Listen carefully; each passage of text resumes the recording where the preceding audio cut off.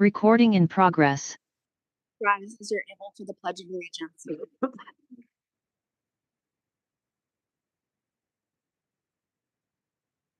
I pledge allegiance to the flag of the United States of America and to the republic for which it stands, one nation, under God, indivisible, with liberty and justice for all.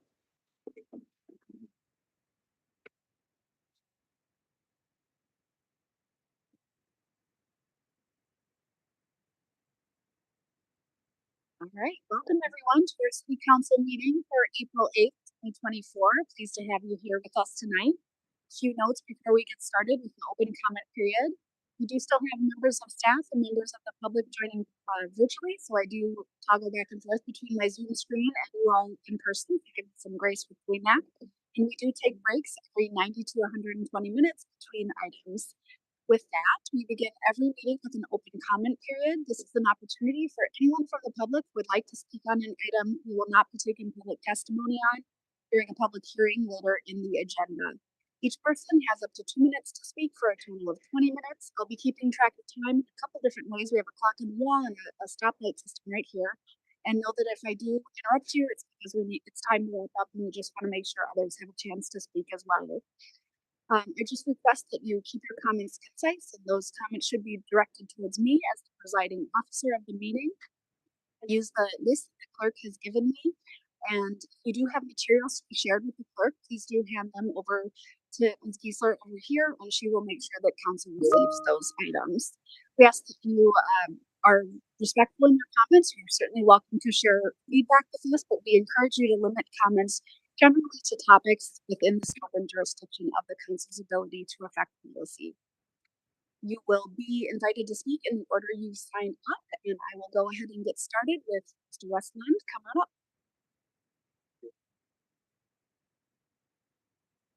And as always, please introduce yourself and you have 2 minutes. Thanks. Council President Carlson. Thank you. I'm the technical difficulty here. Operator error. All right. I think the community was clear when they said that they wanted the Silver Lake Park to be protected and that the dam shouldn't be destroyed. And I think there was a civic involvement and engagement with that in our community.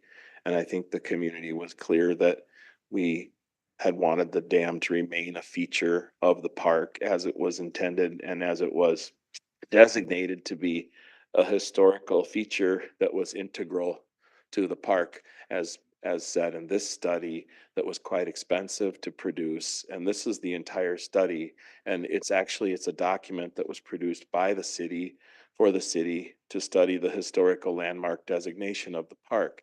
So in the study, it says that the dam is integral to the integrity of the park. If the dam is altered or destroyed, it affects the ability of the rest of the park to remain as such. I mean, the area designated also includes the swimming pool area that was apparently destroyed with a vandalism situation. It cost a lot of money to replace the grate that was destroyed. Some aspect of the cost of that had to be like handmade to replace that. But our city, nevertheless, also produced a request for action approving the designation of Silver Lake Park as an historic landmark and directing the city attorney to prepare an ordinance for first reading. So that was performed on June 26th of 2023, and that's your own document. And I gave the clerk those documents to distribute. Did you all get copies of these photocopies? So these are our own documents produced by us, the people, and then being transmitted now back to you that say we want. Final thought, Mr. Lund. Time's up. Final thought. Yep, we're over What? time. Oh, I'm overtime? Okay. Thank you. All right, Dave Swanson. Please introduce yourself and you have 2 minutes. 2 minutes. Thank you. My name is Dave Swanson. I'm president of Buena Vista Condominiums, and I'm here to present the views of Buena Vista Board. Buena Vista is the 8-story brick structure east of the Silver Lake grocery store in northeast Rochester. You're no doubt familiar with concerns expressed by Silver Lake friends. We believe their concerns are spot on, but I want to ask you, really beg you, please look more closely at financial considerations. Buena Vista is situated on the north side of 14th Street. All our units face south. Most have outstanding and importantly valuable views of Silver Lake. Lakeview property has an average of 25 to 40% more value than property without a lake view. The current average market value of a Buena Vista condominium is about $300,000. If our lake views are eliminated, the loss in our market values would be in the range of $75,000 to $120,000 per unit. Buena Vista is comprised of 37 units. The loss in equity would be approximately $2.8 to $4.4 million. Owners of single-family homes on or near Silver Lake also will experience substantial losses. Remember, when property values decline, so does property tax revenue. Please do not invest massive amounts of taxpayer money on a misguided plan that, if implemented, will reduce the affordability and quality of life in our beloved city. Please, we implore you, do not remove the Silver Lake Dam. Finally, a strong message to members of our Rochester media, print and electronic. Dig into this. Your investigative abilities are urgently needed. Thank you, The Mr. public, Swanson. especially homeowners near the lake, must be well informed about the economic impact of the proposed initiative. Thanks for listening. Yep. Sandy Geisy. Please introduce yourself and you have 2 minutes. Hello, thank you. My name is Sandy Geisy. I live at 121 14th Street Northeast, and I'm here representing the Friends of Silver Lake, a group of hundreds and perhaps thousands of Rochester citizens who want to make Rochester's true Central Park even better. Government of the people, by the people, for the people shall not perish from the earth. A quote from Lincoln emphasizing the importance of a government system that is accountable to its people. 8 of you seated before me were elected for the people of Rochester. And as a group, you have abrogated that role related to a grant proposal for major changes to Silver Lake by removing the dam. In May 20 of 23, that grant proposal was sent by city staff to state leaders. It was sent without any prior discussion or approval by the 8 of you. Most of you were unaware of this proposal until March of this year, 9 months later. In separate communications with friends have had with 4 of you, each indicated this grant request moved forward inappropriately. Staff contends it was covered by a much different bonding request approved more than 4 years ago by the then city council, which only 2 of you sat on. That council is no longer representative of the people, but the 8 of you represent the people today. You owe it to the people of Rochester to discuss this issue at your study session next week and seek out the truth of what the citizens want before it's too late. And remember, you are accountable to the Rochester citizens, not the city staff. Thank you. Thank you, Ms. Geisy. Casey McGregor.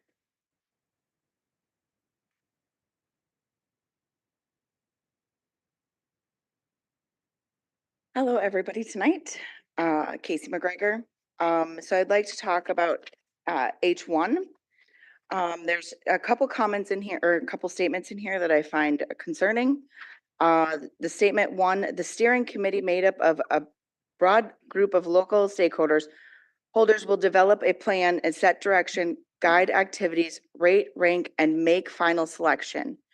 Let me repeat that, make final selection. So is council not needed anymore? Are they going to take your jobs? Because you're voted for. They are not. This is a committee. This does not work. The second sentence that really has me perplexed, should other sources not be forthcoming, the project will be left in our hands to complete at that point. So then again, you're not needed as council. Then our voices aren't being heard. This does not work. Does this change our charter? Did the charter look at this? Because this changes the balance in the structure of power. Who has more power, the council or the steering committee? So there's a couple of questions in here that I have. Then on the proposal, to the grant proposal, I grew up very country, and the city women that signed this, I would be embarrassed. 7 linear feet of stagnant water. What do you call a lake? It's a body of sitting water. Sometimes the wind blows, but that's alarming somehow.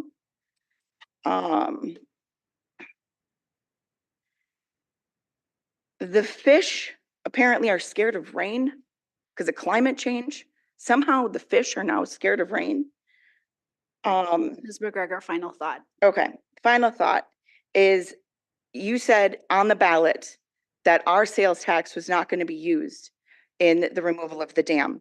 It was in the ballot. And it says at the bottom, city flood control program, which is funded through user fees and local sales tax. Thanks. Ms. So did you lie to us? Thank you. All right, Joe Christensen.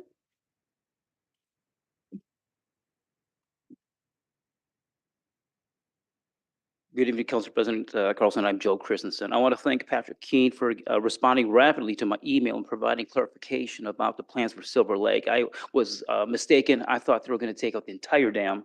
And actually, there's going to be some sections of the dam left. And it's not all of Silver Lake. It's only about half of Silver Lake that's going to be removed. I still oppose it. I think that the dam has value as far as flood control, because if we do have a 100-year flood, they can open up all of the locks. Whereas if you put this 5 cascading ponds in, that limits the number of locks that you can open up. So that helps as far as flood control. And I think that the grant writers, they put a lot of love and work into this, and I think they can still do this cascade ponds. I just don't think they should do it at Silver Lake. There is another dam, which is south of there, south of 16th Street. There's a Hot Chips restaurant. And that goes into like Lake George and Mailwood. And if they put the cascading ponds up there, well, then those fish could migrate into like those other areas because they can't migrate past that dam either. The other thing too is that if they put the ponds up there, it also serves as a function of a sediment capture to capture sediment that's coming in because of our soil, we're probably going to have to dredge Silver Lake again, maybe another 10 years from now. And I think that if we put the cascading ponds up that way, it would capture more of the sediment. So it would, maybe we would not have to dredge as frequently. I did not poll the fish or do a survey of the fish. I don't think that if we do these cascading ponds, that we're going to attract sturgeon and salmon to come here to migrate across these ponds to spawn somewhere. We have kind of a certain kind of fish that goes to Sunbro. And I don't think that's going to change if we do that. I think that, I got 18 seconds left. Can we just pause, clerk, can we pause the time? I need to tell Mr. Christensen something about his sign up that I meant to. So I'm going to give you a little bit of time left, but you had also signed up for H1, which is not a public hearing. So if there's something you wanted to comment specifically on that, then just give you 30 seconds or so more to do so. Okay, thank you. Yep. Thank you. I think that it's Heritage Preservation Commission. I think that the name of its intent is implicit in its name, but I think the way it's actually used is kind of like a tactical retreat. So in the military, what you do is you do this little retreat, which puts the opponents in kind of a state of complacency, makes them get lazy. And then in the meantime, you're still working on this agenda, and then you pop it up on them, and then it's like too late for anything to get more momentum. Thank Does that you, make Mr. sense? Christensen. That's how the Heritage Preservation Commission is actually used. Thank you. All right. That is it for who I have signed up today. Is there anyone else who wanted to speak? Come on up, Mr. Skolnick. Please introduce yourself and you have 2 minutes. Hi, I'm Barry Skolnick, as most of you know, and I wasn't going to speak, but I changed my mind and I decided to. I just want to clarify that the HPC, Heritage Preservation Commission, I was on that through December. I still follow it. They were never, ever informed about this proposal on the Silver Lake Dam. Even while we were considering it, apparently it was staff was working on it. it was never told to us in detail. And we knew there was an earlier proposal on changing the dam, and we've always said you can change the dam. So the mayor's 100% right. But the review of that has to go through the HPC, or should, because we want to let the community know. It can't be top down where someone in the state decides, hey, you can do a dam, yes or no. It should have been the other way around, where you look at what the decision, what the participation is of the community, and then you decide. You don't decide, ask for money, and then try to get it through that way. It's the wrong way to go, in my opinion. The other issue is the mayor's thing with R1. I would just like to see more people involved, more participation by more people. Like, I don't know who was involved in the community. There was no ads for it that I saw. I don't see where people were ever informed of even wanting to participate, like how they could.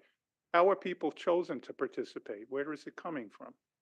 So I have questions about that. I really want to see everyone together in one whole, working together harmoniously, but we're not going to do it if everything is top down and everyone finds out the last minute. So again, I would like to see more togetherness. Thank you. Thanks, Mr. Skolnick. Any final people who would like to comment? All right, otherwise we'll close public comment and officially call the meeting to order. Clerk Geisler, please call the roll. Councilmember Keen, Here. Councilmember Bransford, Here. Councilmember Wall, Here. Councilmember Kirkpatrick, Here. Councilmember Palmer, Here. Councilmember Dennis, Here. Council President Carlson, Here. Mayor Norton. All right, thank you, everyone. I will turn it over to our city administrator, Allison Zelms, to do her report. Thank you, Council President, Mayor, council members, members of the public. We start the city administrator's report each time by thanking our teammates for always acting with respect, integrity, safety, and excellence in everything that they do. So do want to thank them for that. And with that, I did want to just give a little shout out to our Parks and Recreation Fields folks. They have been awarded with the Fields of Excellence Award from Pioneer Athletics. We have some imperfections at Mayo Field, but we do have excellent turf, and we hear that from the Northwoods League and everyone that plays there. So kudos to the team for being selected for the Fields of Excellence and for all they do. I have chalked that field, and it is quite an adventure. Also just wanted to let the community know the Rochester Fire Department is accepting applications for firefighters. This doesn't happen all the time. So if people are interested, they can either go to our website at rochestermn.gov and look at jobs, or go to governmentjobs.com/careers/Rochester to check that out. We also will, with our fire department, be hosting the 3rd annual Women's Expo. So we're trying to inspire women that are in the community, girls 16 years and up, girls and women, to understand what it takes to be a firefighter. It's been pretty well attended. That's on May 19th from 12:30 to 6. We do ask for you to register. There's an Eventbrite link. It's actually out on our website as well and out on our social media. But it's pretty fascinating to see folks doing this. We've had a couple mother-daughter combos and different things there. And it's really a great experience to understand that a lot of people could be a firefighter. We did just approve that Lime scooters and e-bikes are returning. So there's about 300 scooters and 50 e-bikes. There are some new requirements in the contract about mandatory parking zones and making sure that there are tiered penalties for violations. So please ride where you're supposed to ride and don't ride where you're not supposed to ride. Or you may be subject to the penalties for violations. And riding is recommended on the street and not the sidewalks and trails. We also have a couple of events coming up at the public library on April 9th, just tomorrow, 6:30 to 7:30. There will be a presentation about electric vehicles, so you can learn about switching to electric if you're interested. That's primarily focused on adults, or maybe I would say 16 and up, folks that can drive. But anyone is welcome. And then again, on April 17th, from 5:30 to 7:30, there will be a engineering night, a family engineering night over at Rochester Public Library. So something that the community can check out there as well. That's all I have. Thank you, Ms. Zelms. Mayor Norton, your report? Terrific. I have a series of announcements as well.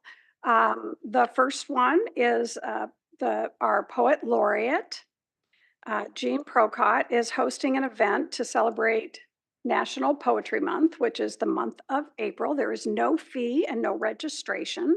It's called Lines, Lyrics, and Laureates this Saturday, April 11th, from 11 to 1 at the Chateau Theater downtown. And so they're going to host this family-friendly event.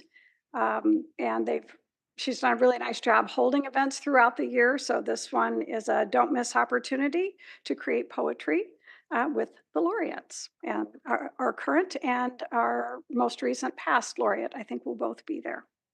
So, and it looks like Gwen Westerman, which is the state poet laureate, which is pretty exciting. Before I switch to my next picture, I want to make an announcement that we just found out about an hour and a half ago that the City of Rochester staff were selected for the negotiation for city leaders at Bloomberg. We put an application in, it's competitive, and our staff were accepted. So they'll be at Harvard University for a 5-day experience paid for by Bloomberg Philanthropies. And I'm really excited. And the negotiations classes that Harvard teaches are outstanding. University of Minnesota teaches a little bit of the curriculum from time to time, and I had an opportunity to participate in it, and it's really worthwhile. So very excited to have gotten that news just a little bit ago. Next is Happy Earth Month. April is Earth Month and a time to celebrate our planet and take actions to protect it. Earth Day is April 22nd. And this year, Earth Fest will be May 4th from 9 to 11 a.m. at Northrop Education Center. It was held there last year, very well attended, lots of fun. And then kind of in the same vein, Litter Bit Better is an Our Neighbors and community kind of cleanup through our parks and I think sometimes on our water systems, although I don't think this one is. This one's just parks in the community. That's April 19th through the 26th. So if you or your community or your neighborhood wants to participate in Litter Bit Better, they could contact the Public Works Department.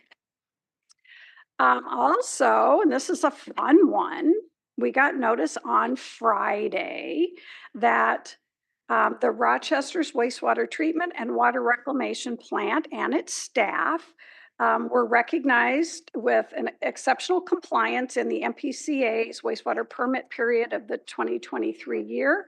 And the commendation, the recognition award says your dedication to protecting Minnesota's water is duly recognized and appreciated by the state of Minnesota.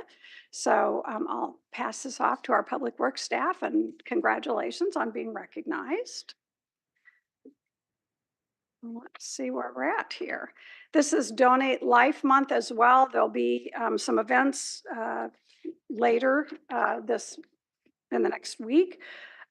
We have allowed some nonprofits and other organizations to use the display cabinets walking into City Hall. And so if you go there right now, it's the National Donate Life Month display that's up there. And I had an opportunity while they were setting it up to talk to a couple of recipients of donors' gifts of life for them. So that was really nice. And so just to remind all of you, if you haven't considered it, think of registering as an organ, eye, or tissue donor. And there'll be a walk on, the dome lights were blue and green on April 1st, and there'll be a walk coming up later.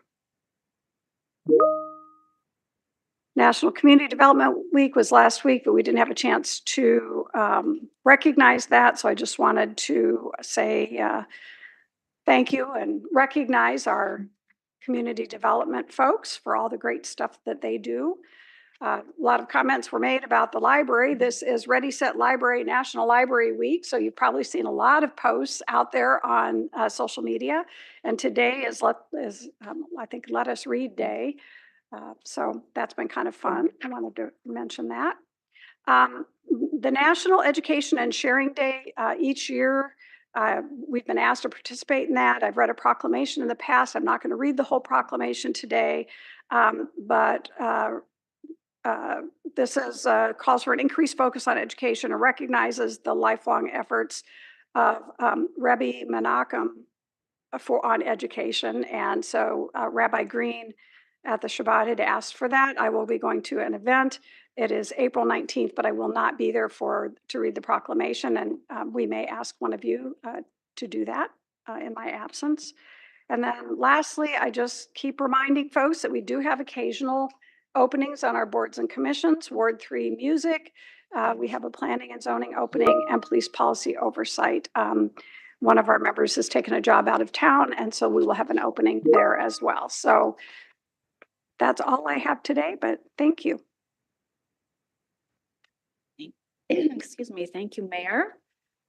We will move on to approving the order of the agenda. I haven't been informed of any changes. Second. All right, Councilmember Keen, you have the floor. Nothing to add. Any other discussion? All in favor, say aye. Aye. All opposed, say nay. Motion carries. Moving on to the consent agenda. Councilmember Dennis is pulling items F9 and F14. These will be discussed under reports and recommendations. Anything else? All right, otherwise I'd invite a motion to approve and block items F1 through 8, 10 through 13, and 15 through 26. So moved. Second. Councilmember Keen, you have the floor. No, a lot of business in the consent agenda today, but I think it was well covered and answered a lot of questions through the time here. So I'm comfortable with passing it on consent. Any other discussion?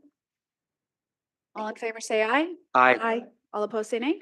Motion carries. All right, we'll move on to our 2 public hearings for the evening. Just a very quick rundown of the process here. We have staff give an introduction before we invite the applicant or representative of the applicant to present for up to 10 minutes. We then open the public hearing.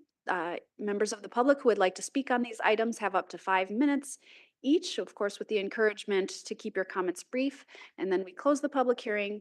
The applicant has a chance to respond for up to 5 minutes before we turn it over to my colleagues to ask questions of staff or the council member, or excuse me, or the applicant, and then we invite a motion, discussion, and vote.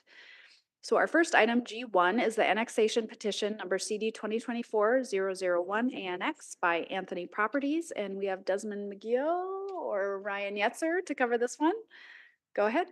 Good evening, Council President Carlson, Mayor Norton, members of City Council. Annexation petition CD 2024-001 ANX is a request to annex 47.4 gross acres, including existing right-of-way. The subject site is located at the northeast corner of 55th Street Northeast and 18th Avenue Northwest. It is designated as near-term urban expansion on the city's growth management map. Public facilities and infrastructure do exist to be extended to the site. In July of 2023, the City Council approved a land use map amendment for this site. The amendment changed and designated roughly 45 acres of low-density residential to 20 acres of medium density and 25 acres of mixed use. As part of the annexation petition, the applicant is requesting R3 zoning designation on 20 acres and MXC or mixed use commercial on 25 acres. These classifications are consistent with the underlying land use based on the July amendment. The development review team finds the annexation and requested zoning designation meets all the approval criteria of the UDC. The Planning Commission unanimously recommended approval to City Council for this annexation request. I'd be happy to take any questions. Thank you. All right, thank you, Mr. Yetzer. We'll get back to you. Would the applicant or representative of the applicant like to speak? Oh, online? Let's see. Mr. Todd, we have you. You can go ahead and unmute yourself. Use *6. Oh, I see you. Can you try speaking? Yes, can you hear me? Yes, indeed. Please introduce yourself and you have 10 minutes. Yes, thanks to the city council for taking our request tonight.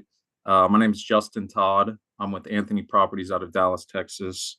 We are the developer on the project, the Danielson project that is before you. I'll just kind of keep it short and sweet. We dealt with the city council last year, as Mr. Yetzer just pointed out, on the land use. And then tonight we're moving forward with our annexation or rezoning on 45 acres of the project. This will be a joint application between the current owners, the Danielson family, and Anthony Properties. We're complying with the land use LUPA that was agreed to last year. The balance of the site is all low density residential, and Anthony Properties is under contract to purchase that portion of the property as well. And then as a part of our discussions with city staff and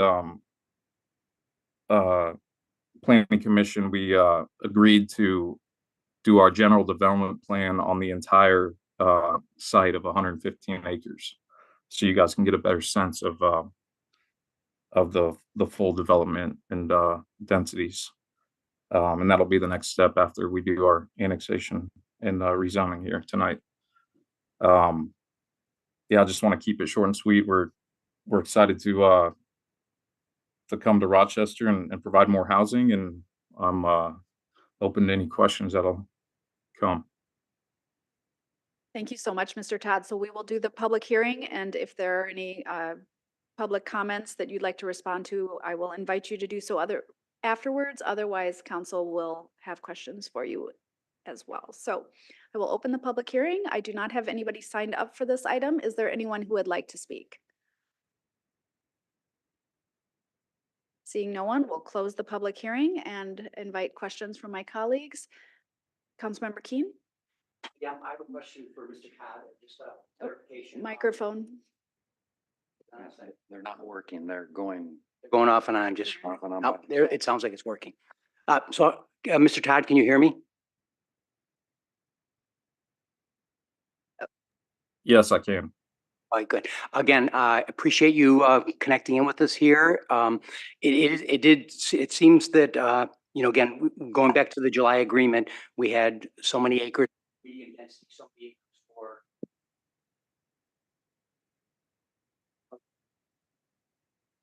so many acres for mixed commercial. And again, how did you decide to come with the annexation request first instead of the general development plan that could have included the annexation? It was my understanding that this was needed before the general development plan because it's not currently in the city limits. Is that incorrect? I guess that's a common misunderstanding. You can do general development plans on property outside the city. But I did hear in your comments, sir, that you are going to do the general development plan on the entire 150 acres? Yes, that's correct. Can, again, what we have in front of us are, you know, some of the drawings on the commercial and the medium density. Are you talking about we'd lay out where the streets were and where the property definitions would be as part of the general Yes, development and densities is my understanding. and densities? Okay, very good. That's helpful. Thank you. Thank you, Mr. Keen. Other questions? Councilmember Wall.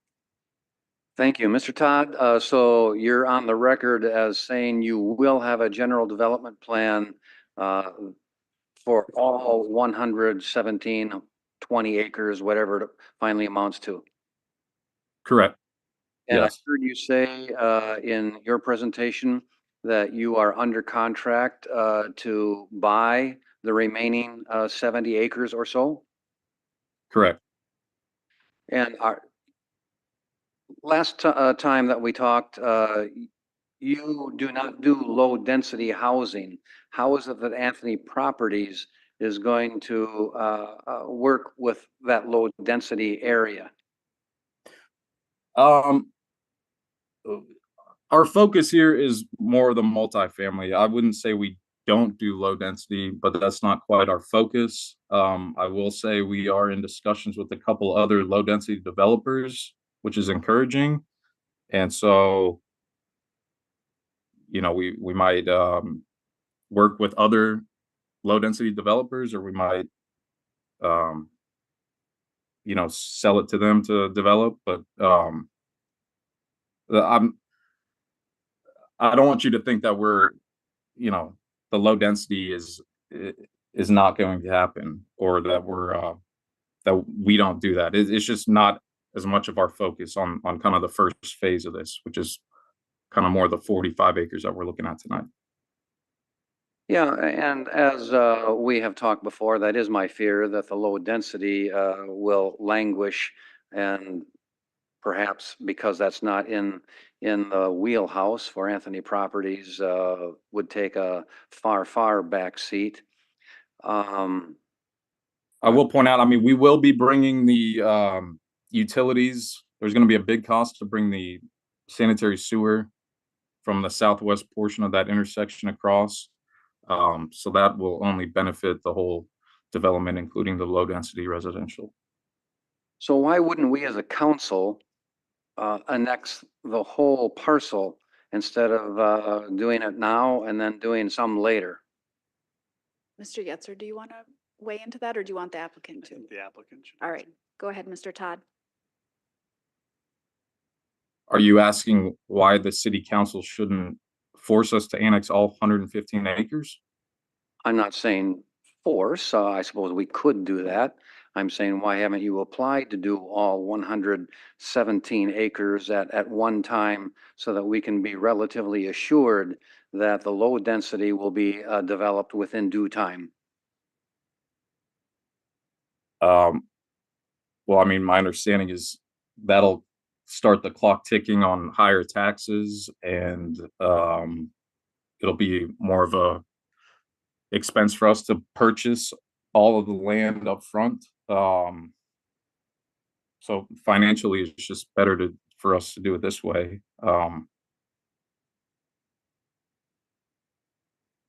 Yeah, I And more understand feasible. that to be the case. I'm not certain that's the best case for Rochester. It might be the best case for Anthony Properties. All right. Are there other questions for Mr. Todd or staff? Councilmember Dennis? Or you can press them.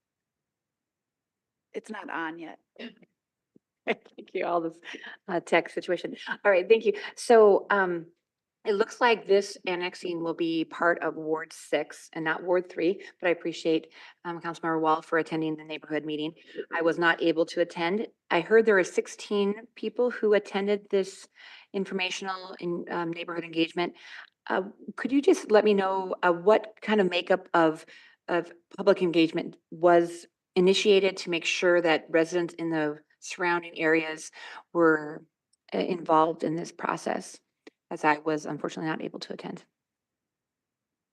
Like, there's 16. So I just Yeah, wanted- my understanding is the city sends out all the notifications, and we were at that neighborhood meeting. A lot of residents from Gramercy Park showed up, and they did say that a lot of them did not receive their notices. But again, I guess my understanding is the city is the one that sends out all those notifications. So I don't know why some of them did not receive those.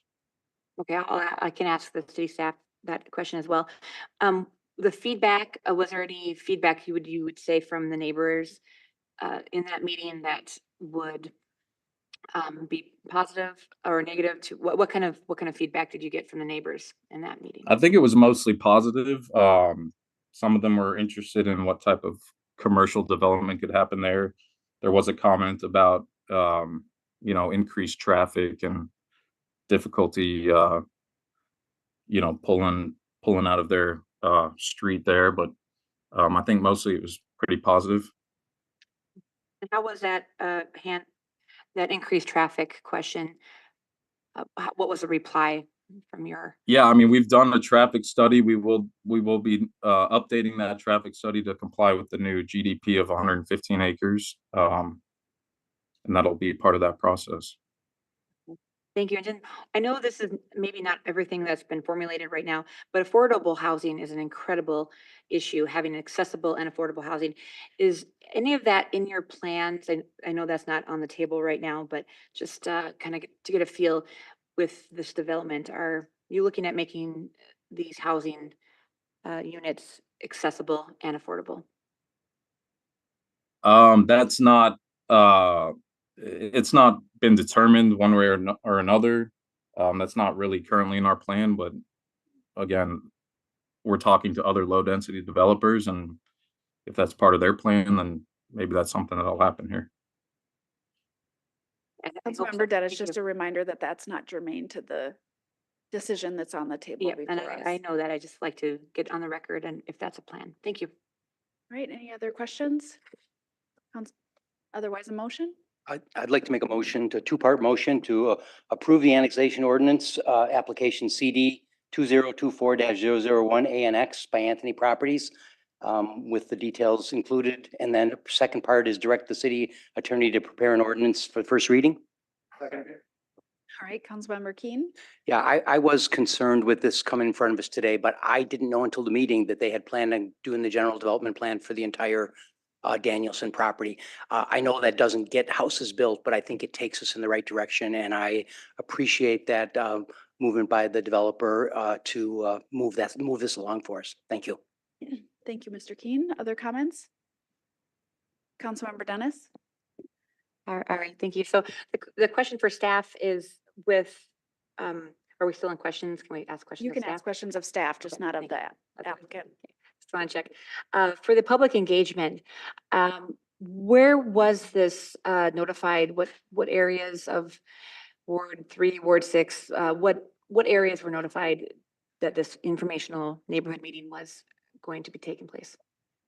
Sure. So in the Unified Development Code, it spells out that when a neighborhood informational meeting is being held, that the applicant submits a request for where they're going to hold the meeting, the date, the time, those sorts of things, and then we send out a notification. I believe it's to residents within 250 feet of the site, and that is spelled out in ordinance. And I did verify while we were talking, there was 150 mailers sent out.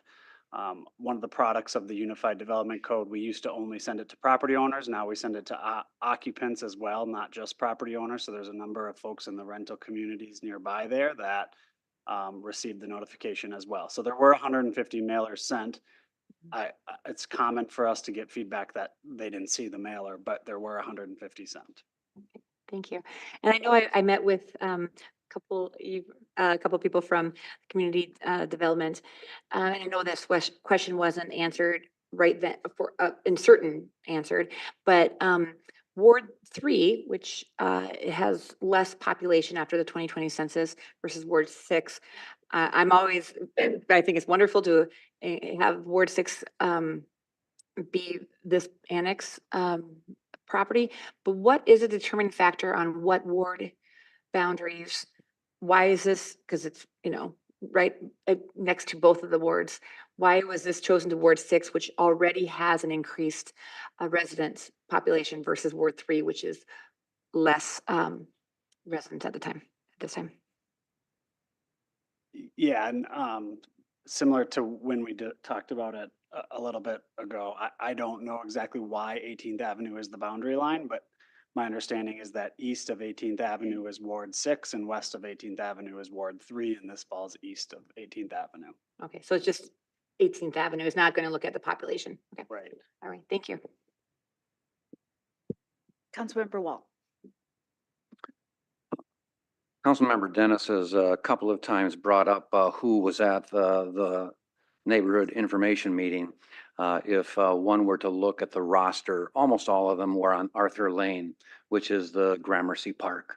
And if you look at the notification map, you can see that Gramercy Park, with its higher density of living, would comprise most of the people who would get that notice within 250.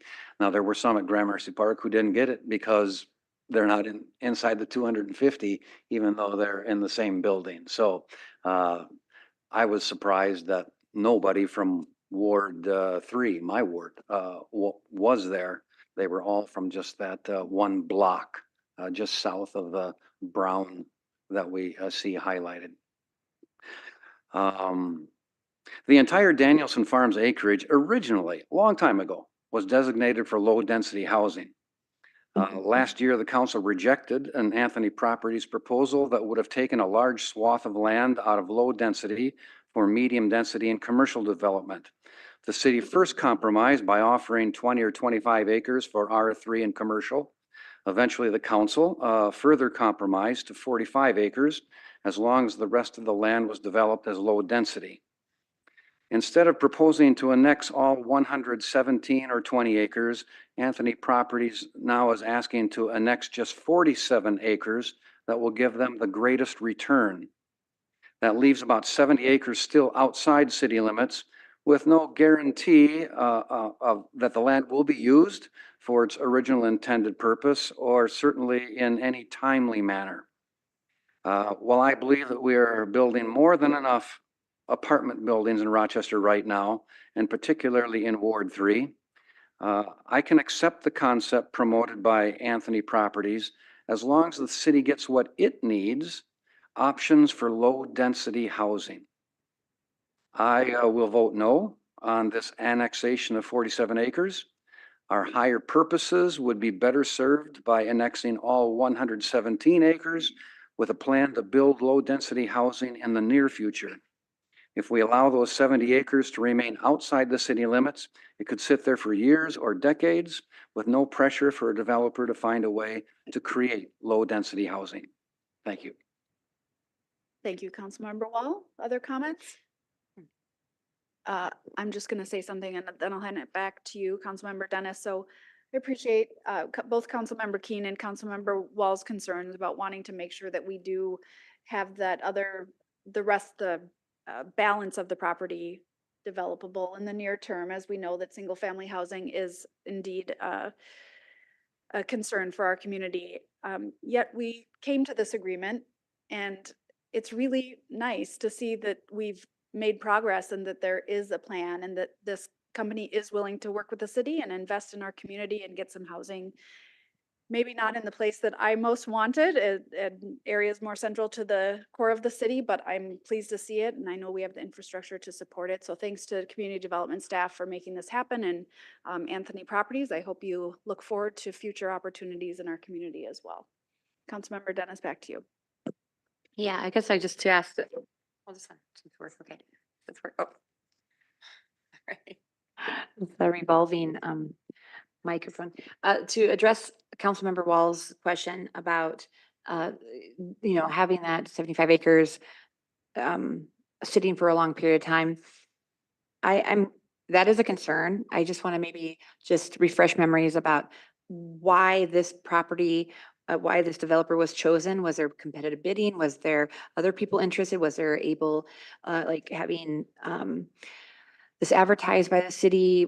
I mean, have we been looking at the option that we could make all acreages included? Or, I mean, we need affordable housing. We need any housing. We need as much housing as we possibly can. So I'm leaning toward voting for this project for the fact that we have something on the table right now that, someone's going to develop and make housing for people so that they don't, they have some place to call home. But is this the best option? Is there other proposals? Are there other ways of making sure that we are doing not just what's good, what's on the table, but what's good for Rochester in the long term? That's a question. I'm sorry. Councilmember Dennis. Oh, go ahead. Okay, Councilmember Dennis, just to clarify, this is a private development project, so the city was not involved. We didn't select a developer. We didn't do anything on the back side of this project. We are reacting to an application that was submitted to us. And then I would just emphasize that things like we talked about today, things like affordable housing, the style of housing, all those sorts of things would be a down the line conversation. This is very early in the process, and I would not anticipate them to have those answers. So I can't tell you if it's the best project. What I can tell you is this request meets our requirements for annexation to the city. Okay, thank you. Any other comments? Councilmember Wall, back to you. By the way, Mr. Todd, I should say that with Mr. Keen, I am very happy that you would submit, in spite of the fact that I'm going to vote against it, that you will provide a general development plan for all the acres in the parcel. Thank you for that. All right, well, I think we're ready to vote. So the motion is on the table to approve as written in the packet, correct? Correct. All right, all in favor say aye. Aye. All opposed say nay. No. All right, motion carries 5-2 with Council Members Wall and Kirkpatrick voting nay.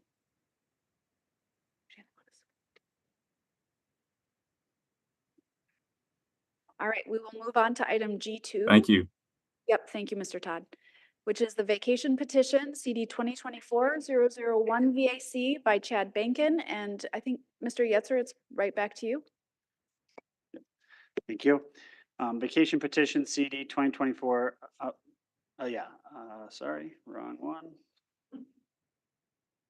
got the numbers wrong. Vacation petition CD 2024-001 VAC is a request to vacate a 66-foot wide public right-of-way located between 4th Street Southeast on the north and the Zumbro River on the south. The public right-of-way is currently used as parking and access to the adjacent properties and is privately maintained. The vacation of this right-of-way will facilitate multifamily redevelopment on the site.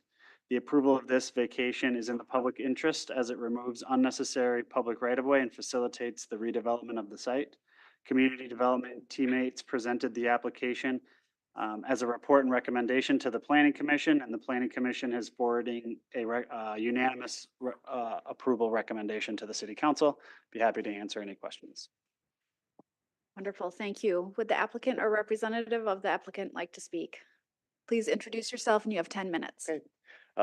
Good evening, President Carlson, Council, Mayor Norton, Logan Josem from Widseth, representing Chad Bacon on this request. I'm just here to answer any questions. We're in favor of the one condition that's placed on the staff report, and look forward to your support.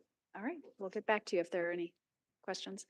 All right, we'll open the public hearing. Like the item before, I do not have anybody signed up. Would anybody like to speak on this item? Hearing no one, we'll close the public hearing. Are there questions for Mr. Josem or staff? All right, or a motion? Let me make sure I got the right place here. I'll move adopting a resolution approving the vacation petition CD 2024-001 VAC by Chad Blinken with one condition, as proposed in our packet. Second. All right, Councilmember Keen, you have the floor. Yeah, again, we're following our process here on how to vacate. It looks reasonable considering where it is and the fact that the right of way would never be used. Councilmember Kirkpatrick. I'm excited about this. I think it's going to fill a need in the neighborhood and the location of it. I'm hoping we have traffic studies that show that we can build fairly tall in this location. I think the views would be outstanding of the river to the south, Bear Creek to the south, watching the kids on the playground, and then the beautiful fall leaves to the northeast. So I'm hoping we can get a nice project here. I'm excited about it too. It's good to see this creative solution to make this sort of odd-shaped parcel right there work. It's a really great location considering all of the future development that's going to happen right around there. It's part of our riverfront redevelopment. Other comments, questions? All right, all in favor say aye. Aye. Aye. All opposed say nay. Motion carries. All right, thank you, Mr. Josem. We will move on to reports and recommendations, and we have an item proposed by the mayor that is the request for funding for Rochester Vision 2050, a community visioning project, and I will turn it over to the mayor to introduce her request.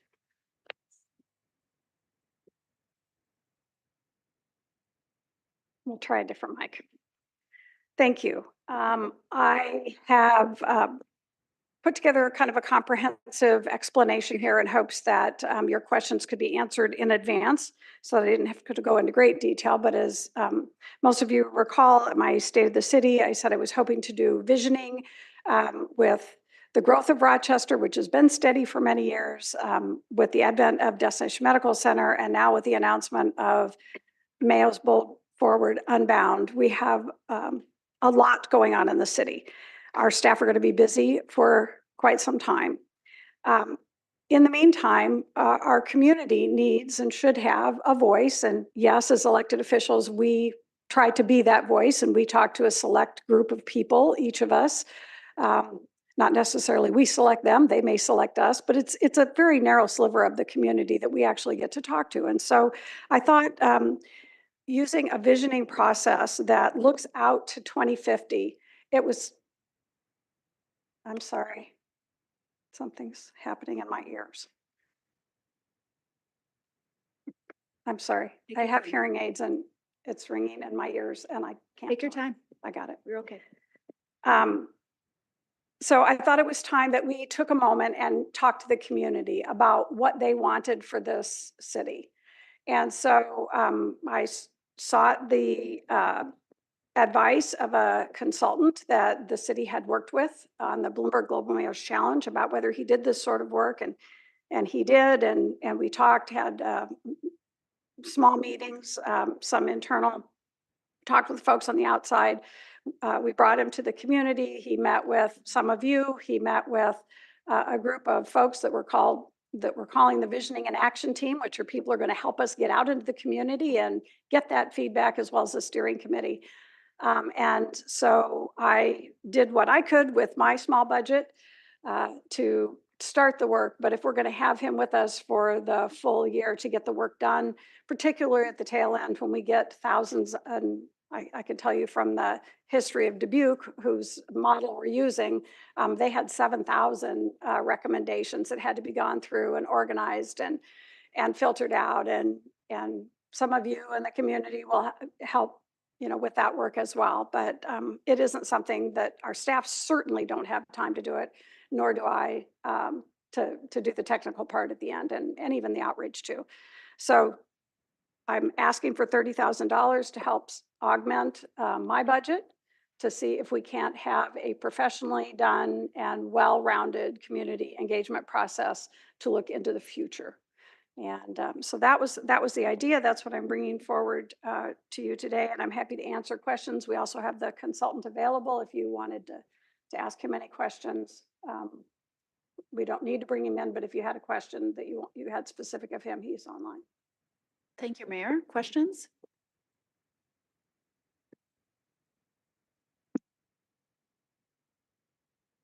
I just like to consider, I want to motion to authorize the contingency funds in the amount of $30,000 for the Rochester Vision 2050, a community visioning project. Move approval. You just moved it. You would Second. Thank you. Councilmember Keen, you have the floor. I hope this stays. Yeah, again, I know, I understand there's a little controversy with this, but I do want to speak in favor of it tonight. I think I see promise in the mayor's office working on community insights on municipal values and how they're going to find ways to outreach and get to know what's important to our residents, especially with that idea of the residents of the next generation. I don't know exactly how you do this. I know I've worked with the mayor to try to get some good people in the community to work with her, and they're excited about the possibilities. I've heard the different categories, but the ones that are most interesting to me are things like communication, transportation, and kind of like how are you going to get your hands around the idea of what parents think are important for education in the future for that next generation. So being able to get, finding ways to put that into something valuable would be helpful. I also want to address what could be considered an inconsistency on my part in supporting of this. I spoke on record here of saying that the city really needs to focus on execution in 2024 and 2025, and we need to quit finding new things to work on. And based on that, it might seem contradictory that I'm kind of supporting this now, but in a way they should be consistent, because what the mayor is trying to do is keep this in the mayor's office and not have any spread to the staff or the communications team or those other groups.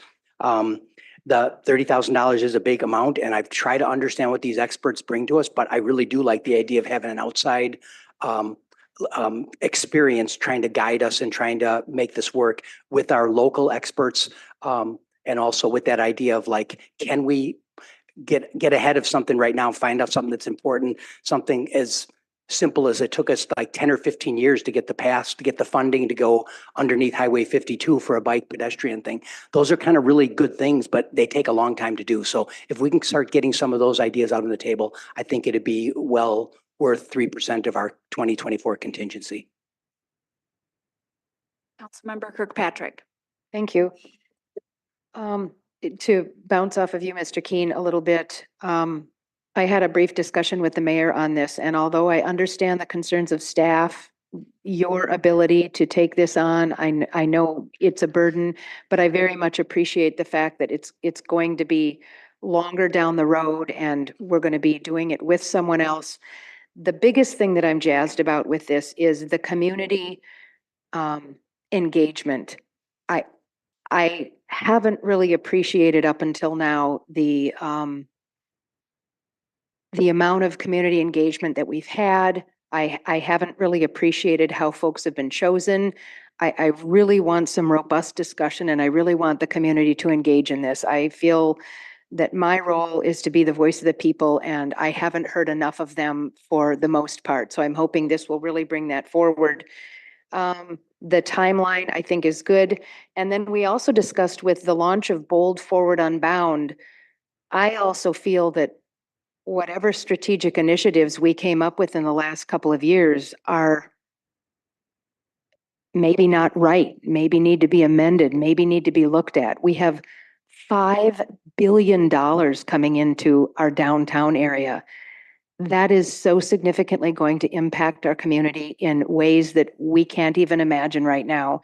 And I think our community needs to offer feedback for how our community is going to grow, what really is important to have on the table as we grow together. All right, thank you, Mayor. I will share a couple thoughts and then hand it over to my colleagues. So first of all, I appreciate that you came directly to us with your request. So council has the opportunity to weigh in and respond to this work that you've really spent a lot of time and energy on. And it acknowledges the burden that is on staff right now with so very much transformation happening. So I appreciate that it is taking an approach that does not add to staff's load. What I like about this is compared to the work that we're doing on the day-to-day basis and driving the city forward, this is an opportunity to work with community partners on what a broader community vision is. It's not just the city, and it's not just the city that gets to decide the vision of the community. So I do feel like it's an appropriate role for the mayor to bring partners across sectors together to talk about that broader vision, not to instruct the city what to do. Of course, the decision-making lies with council, but to work together to think about what could we be as a city, and given all this change and all this investment that's happening, where should we head? And then how might we put some resources behind that potentially across our different bodies of government and our private sector? I do really encourage you and hope, and I know we've talked about this before, to align and connect with other efforts like our comprehensive plan update process that's going on in any other places that there's already community planning. We know that we tap into our community so often, so we want to make sure we're not, again, adding more burden to our community, but really building energy around this and getting people jazzed about it. And then finally, would you just take 2 minutes and talk a little bit more about your process for engagement and how you are working with these two bodies that you have just articulated? So the Visioning and Action Team Steering Committee and any other broader participation. Yeah, so we do have a small, about a dozen folks from the community that are steering committee members, and they're providing advice and guidance into the whole process, offering help in designing that process, which the Visioning and Action Team will help us actually do.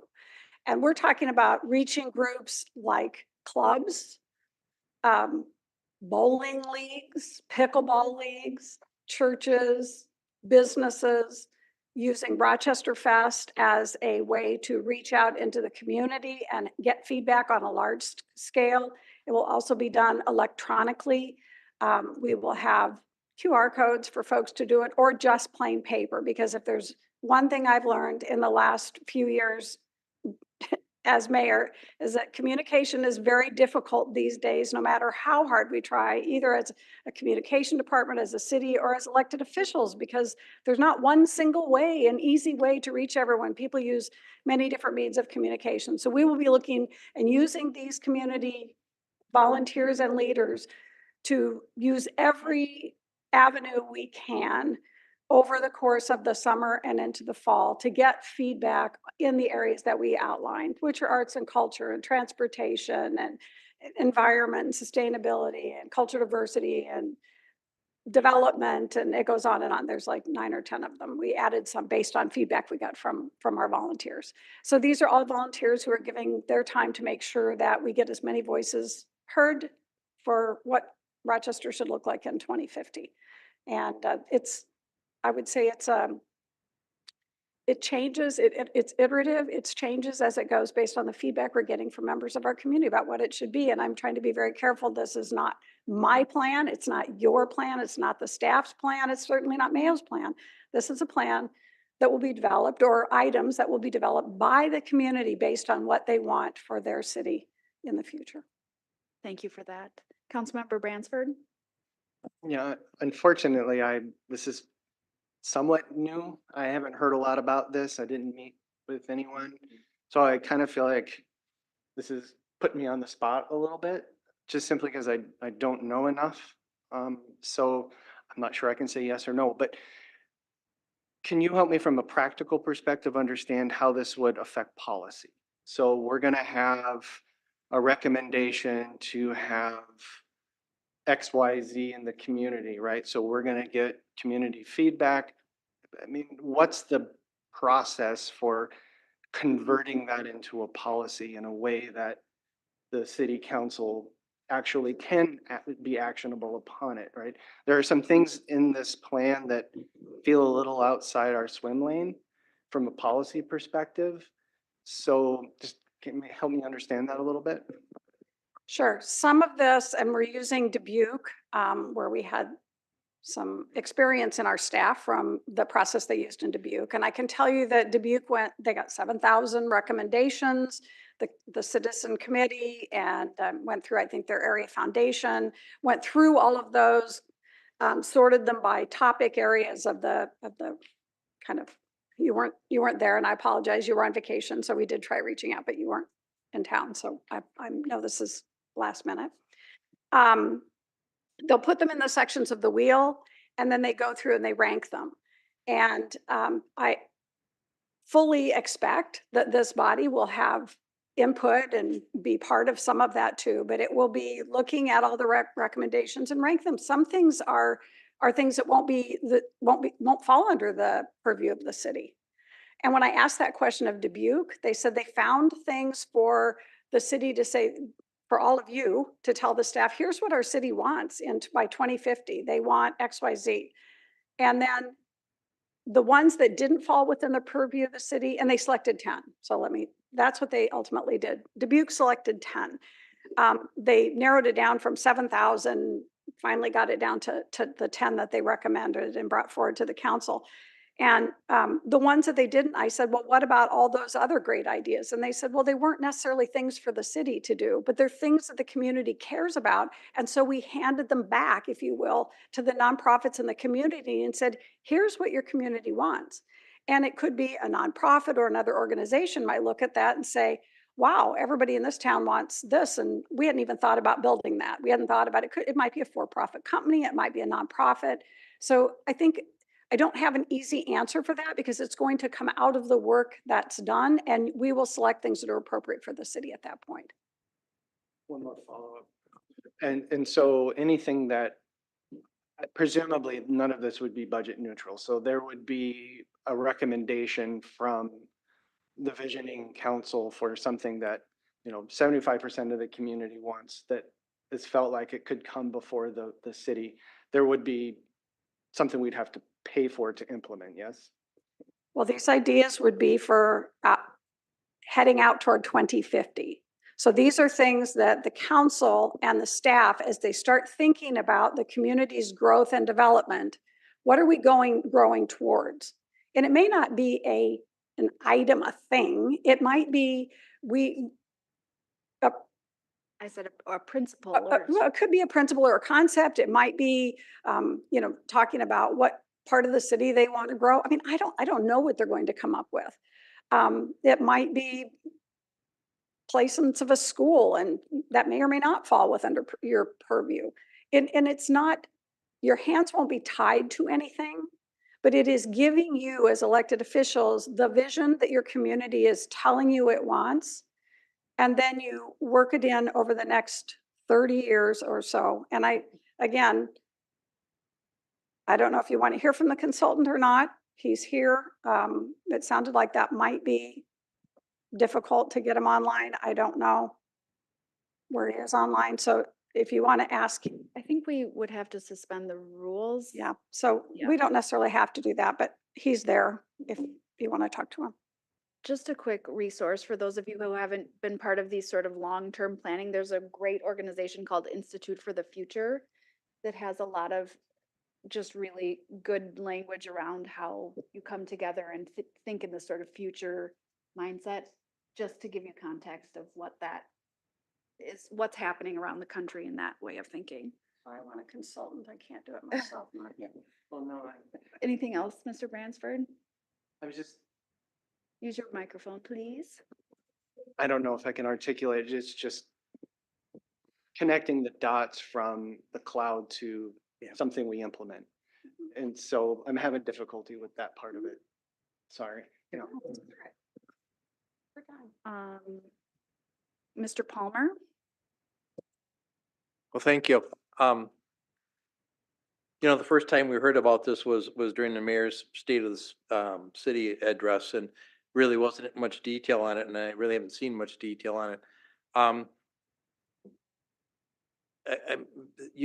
Vision 2050 sounds like a cool name, but to me, you know, if you're going to spend $50,000 doing this, it's not enough money. It's not enough buy-in to it.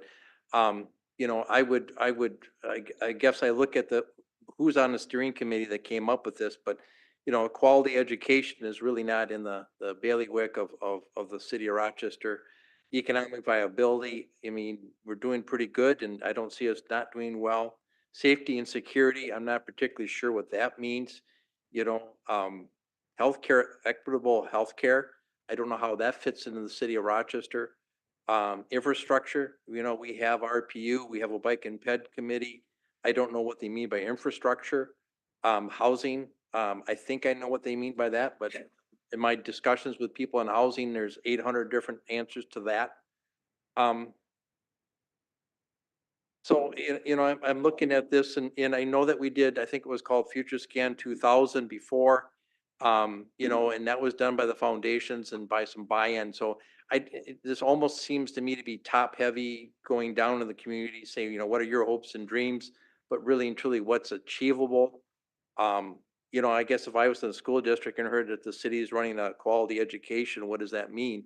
I'd be worried about, because I don't want them going to me to tell me how to run a fire department. But you know, I think that we're not thinking big here, and I think what the best thing would be to do is to delay this and put it on for next year's budget and have the city pay for it correctly and come up with a plan that actually has some thought through it, more than just some visionary action team members who I have no clue who they are, and I have no idea who the steering committee is, and so, you know, I guess I'll make a motion to table this until we can come back with a budget for next year for it. And I'll second that for discussion. Right, Councilmember Palmer, back to you. Again, I'm not against the mayor on this, and I think it's a neat idea. I just don't think it's big enough. I think that if we put it in the budget terms and we can see, you know, September, October, where it fits into our budget, what does it actually take to do this? You know, in my vision, you probably spend $300,000-$400,000 on this, and get something that's worth it, that you have buy-in, have area foundations, maybe they have them come in and help us with this and lead it. Sometimes when the city is leading things, it's again, top heavy down. So, not against it. I just think that we need to do it a little bit bigger. And I mean, it is a community visioning project. So how do we get our partners involved in it? Not just the county, not just the school district, not other school districts that are around us.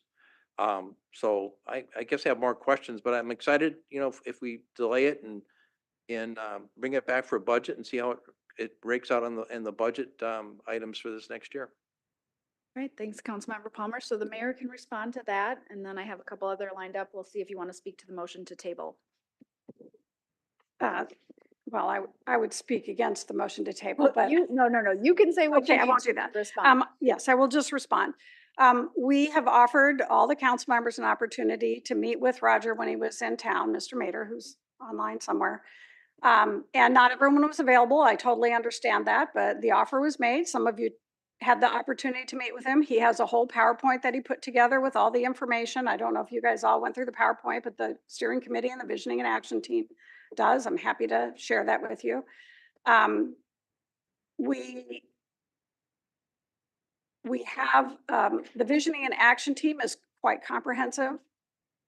The foundation is involved, the Post Bulletin is involved, the Chamber of Commerce is involved in the steering committee. So the steering committee is giving guidance. The visioning and action team are people who are interested in being futuristic, and they're not going to make the decision. They're going to go out into the community to reach out to everybody at their doors or in their workplaces or in their clubs to get the feedback. And when I asked for a contract from the consultant that has quite an extensive and impressive background,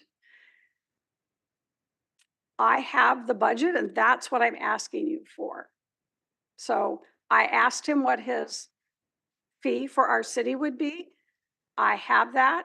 I was able to fund 20,000 of that out of my budget. I'm asking you for the balance. And in the meantime, we are also writing some grant applications for additional funding, because this is a community-based, not top-down, but a community-based feedback process.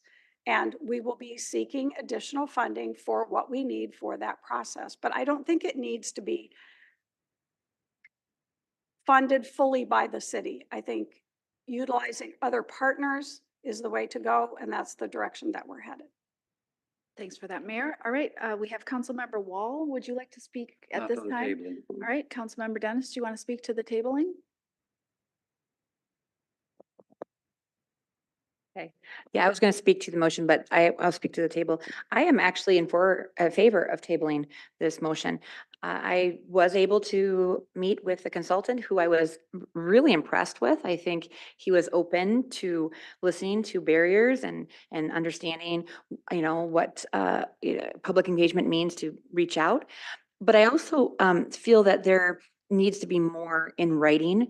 It looks good on paper right now, but to see really how is the public engagement going to play out?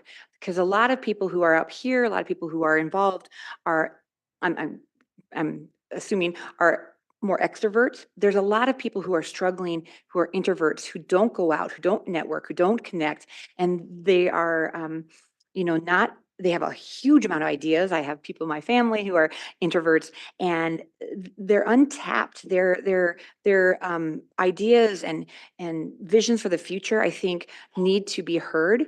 And those hidden voices, and many are youth, many are seniors. They're the gamut of people who aren't in areas of Rochester to know someone to get them on these committees.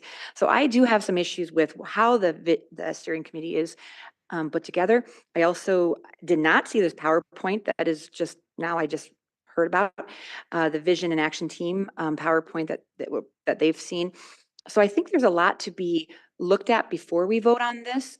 I would like to see the PowerPoint. I think other council members might as well if they haven't. And then also the budget itself. I've asked for more transparency in some of the budgeting.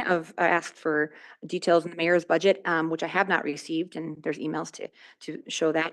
So I would like to see, why can't we find different ways instead of using the contingency fund?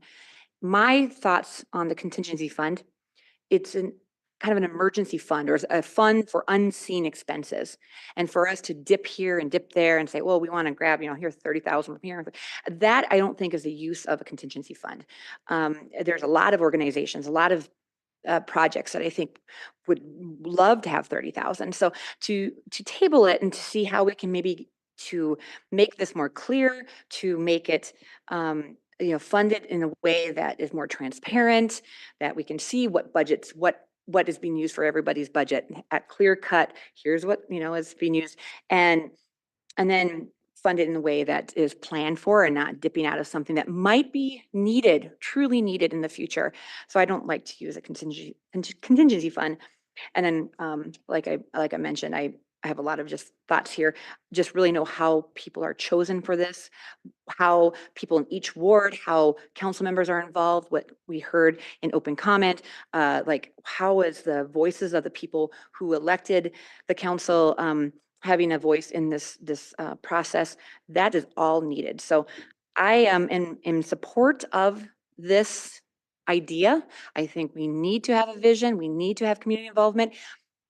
But for people who are struggling paycheck to paycheck, people who are introverts, people who are from all different barriers with technology, if we're doing QR codes that people might not have language, there's so many barriers that, we need to look at. How are we really getting true community engagement is not clearly spelled out. So I would like to table this. I would like to see it come back and have a more clear cut, process agenda, how things are going to be laid out, and then transparency and where funding from, not just funding where the mayor's budget, as I had requested, we can see, but also funding where, this can be the best use of every taxpayer dollar. Thank you. Thank you, Ms. Dennis. Mayor? Just quickly, I appreciate the comment about introverts, because we are actually going to be doing mailings to households so that people don't have to come out to attend an event. We will be reaching out in every way possible to engage as many people as we can in this process. We have a consultant, he has a plan, he is involving members of the community. And I've heard from a couple people some sort of fear that we have this visioning and action team. They're actually just going out in the community to engage people. It is the people in the community that will be doing the work and will be filling out the forms and will be giving us their input. The visioning and action team is just helping us do it. And the more the merrier. That is not a private club that we belong to. We'll be doing some co-design as part of this, but it's anybody that wants to. If you have a pickleball club and you want them to do this, give me a call and we'll make sure your pickleball club has the guidelines and the paperwork and or the online version to do it. So it's not exclusive, it is inclusive, extroverts and introverts alike.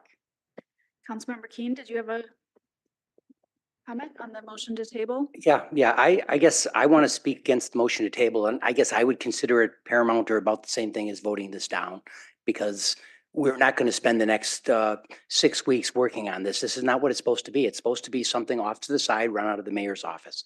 I want to react a little bit to Councilmember Bransford's comments, because I went through a lot of that same thing of saying, like, what are we going to get out of this and what's really going to come from it? Or is it worth it that way? And I've become convinced that's not the right way to think of this. If this is truly a visioning thing, what we should be hoping for is to be surprised that we find out something that we didn't know was important out there, and that in these sort of methods that are different than what we usually do, outside of our normal policy, outside of our normal budget work, these are the things that you say that no, there's other things on their minds that we're not aware of. That's what I'm hoping to get out of this, versus beginning with the end in mind and saying, oh, this will help us know how big the library should be. This has nothing to do with those sort of current problems. This is what do we have blind spots on? The way I would think of a good outcome with this would be in 2035, when people are trying to figure out what our bonding requests are, we realize there's some things that we're not doing enough of, and we start looking at trying to get some other things going. I think that's how I'm viewing this. I used to read the Futurist magazine, and it's hilarious when you think how wrong they were about everything. They didn't know the internet was coming. They didn't know, they had us all in unitards living on the moon. It's not an easy thing to do, but there are also some things by using that sort of mentality that you do come up to other things. And that's what I'm here hoping for tonight, not to table it and not to embed it into our budget or anything like that. This is a one-off thing to help us get some sort of eyes on the future. And in fact, I would just quickly add, if it does come back to us with very tactical pieces to approve, then that wasn't the process we are buying into. So I think the mayor is clear on that. All right, so Councilmember Kirkpatrick, then Palmer on the motion to table. Thank you. I can appreciate the motion to table. I just don't like tabling. I'm still having a conflict with the word table and continue. Continue is got a set date certain in it, and tabling does not. And this could just go on forever with no discussion and dialogue.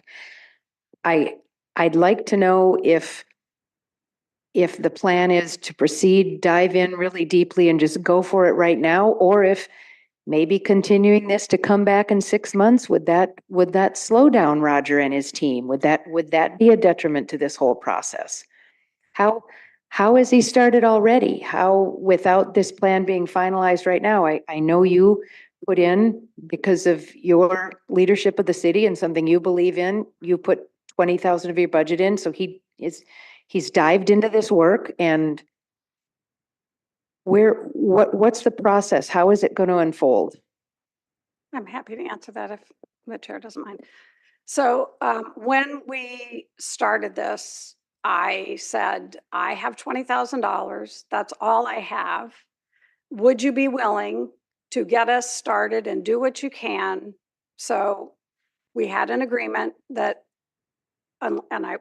we were gonna look for funds elsewhere if we could find them. And if not, he would only work up to the 20,000 and I would try to do the rest myself.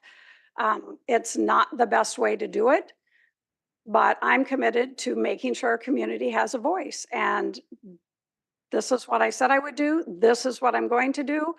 And we can either do a bad job with 20,000 or I can get the balance and we can do a better job and have him there at the end to help us get this in order and really hone down. And in the meantime, we will continue to look for other funds to pay for co-design and some of the rest of the stuff that we hope to be able to do. But we will do it with the 50, or we will do it with the 20, or we will do it with the millions in the grants that are out there if we can win them. So we've already started and I'm going to continue on this path. Call the question. Unless Councilmember Wall wants to speak. All right. Okay, so all in favor of the motion to table, say aye. Aye. All opposed, say nay. Nay. Nay. Okay, I didn't vote. okay, so, I think I'm going to abstain on that one. okay, so we have motion fails, 2, 4, 1, okay. So we're back, What did you vote, Mr. Wall? I he abstained. abstained. You abstained, but what did Mr. Wall vote? Nay. Nay? Okay. So So it was 3 Councilmember, nays, yep, Dennis, 3 ayes, Palmer, yep, and an abstain. Got it. Thank you. No, it's 4-2. 2, Or- Okay, got it. Okay, 2 ayes, 4 nays. got 1 it. abstain. Okay, Okay, thank you. so we're back to the original motion to approve and Councilmember Wall has been patiently waiting. Go ahead. Mr. Palmer said that, we could, No. oh, it's not working. It was just, it was green just a minute ago. Mr. Palmer said that, we, could do bigger and maybe we could, but this seems like just a big chunk to me.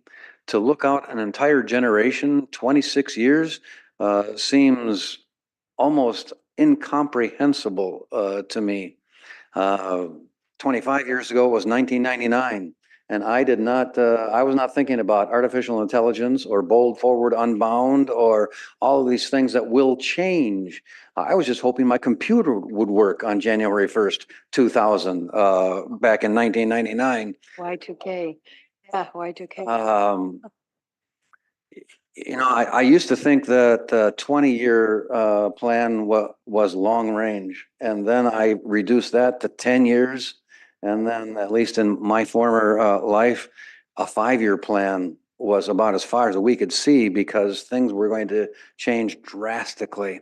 So it'll be a huge challenge for the community, for people in the community to try and envision, boy, what is 20, I'll be dead.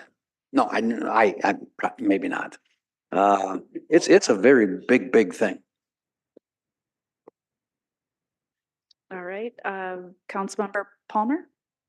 Well, before the motion to table got voted on, I had some things to say about it. So, you know, you can put things on the table and bring them back at any time. So I think there's some problems I'm having with this, and one of them is that I don't know who Visionary Action Team is. They're not public knowledge.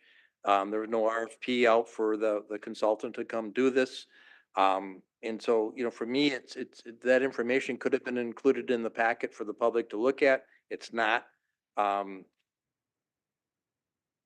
just think this is a bigger deal than just buy it on the cheap and let's move ahead. So.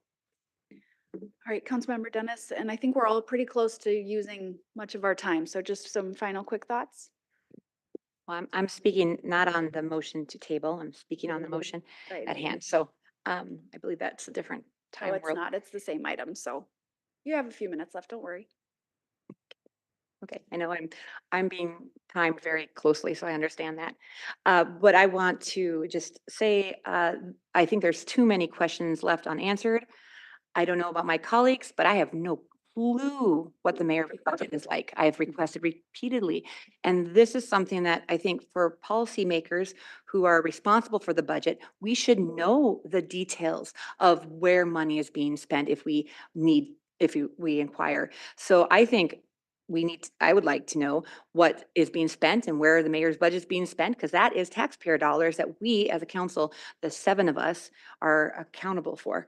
So I would like to have answers on that. I would also like to answers on how people are chosen for these roles. Like I mentioned earlier, I am very committed. And I have heard from several people that is like what they know me for is public engagement and connecting people and making sure that voices are heard and amplified. So this is 100% on the lines of what I think is needed for our city. I just do not think we should do it quickly without knowing all the answers to the questions. I would like to see the PowerPoint and like I mentioned, other information, having information answered. So I would like to move to continue this until October 7th, the first council meeting of 2023. October 7th is not the first council. Oh, is it in the first one? Oh, 2024, I'm sorry. 2024, the first council meeting of October in 2024. I'm caught in the past here. We'll move to continue. Okay, well, that's, I think, would allow time to answer the questions, but I have questions. I still, even without it being continued, I think this is needed. I just do not want to use emergency funds for this project. I think we need to understand how the consultant was chosen. Was there competitive bidding? How, like, where, you know, these people who are going to be speaking in this are you know, people can find in the community. I mean, there's tech barriers, there's so many barriers. I just do not think that this should be passed without having, knowing where the funding or having funding coming from somewhere that could potentially all come from the mayor's budget. For all I know, she has the money in her budget to pay for this. So I'm going to vote no just for transparency reasons. I feel it's important that taxpayer dollars are used efficiently. We're good stewards of taxpayer dollars. I obviously have been questioning a lot of usage and potential wasteful spending with the budget. Councilmember Dennis, And I feel wrap it up. this needs, I know you don't like to hear what I have to say, but doesn't Well, mean I. Councilmember Dennis. You're not talking about this topic. I so- am talking about this All right, topic. we're gonna call the question. I feel this needs to have more Councilmember questions Dennis? answered before voting. Thank you. Calling the question. We've all had a chance to speak, including you, Councilmember Kirkpatrick. I wanted to ask the No. mayor to comment on Councilmember No. Palmer's. I've called the Comments. question. Are you challenging my ruling? You can. I guess, yes, I am. Okay. Respectfully, I thought Councilmember Palmer had some interesting points and I was just hoping the mayor could just address those points. That's Is all. there a second for, Second. all right, all in favor, say aye. Aye. Aye. Okay, all opposed, say nay. Nay. Just to clarify, this is for Councilmember Kirkpatrick's to She was challenge. wanting the mayor to respond to Councilmember Palmer's comments. Sorry, I support that. Okay. Did you vote, Councilmember Palmer, because we're 3-3? No. Are you abstaining? You vote no? All right, so all in favor of the motion to approve the mayor's request? Aye. Aye. Aye. All opposed, say nay. Nay. I'll abstain. All right, so motion carries 4-1 with Councilmember Bransford abstaining. Yes. Okay, thank you, Mayor, and I know Councilmember Palmer, or Councilmember Kirkpatrick had some follow-up questions, and hopefully you can address those offline. Okay. All right, so we will move on to our pulled items. Yep, we have a little time left before our break, and we're close to the end of the meeting. 1 hour and 35 minutes. Okay, we will take a 10-minute break and then we will do the remainder of our business starting at only 7:45. Okay, thanks, everyone.